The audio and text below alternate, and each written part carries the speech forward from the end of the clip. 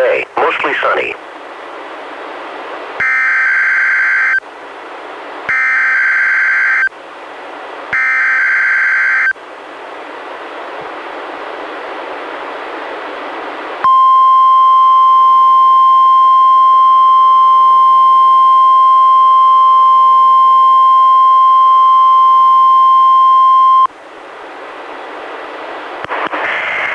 This is the National Weather Service office in Portland, Oregon. The proceeding was a test and no weather radios warning alarm. Tests of these receivers are normally conducted every Wednesday between 11 a.m. and noon. If there is threat of severe weather on the day of the test, it will be postponed until the following week. This concludes this test. We now return to our regular programming.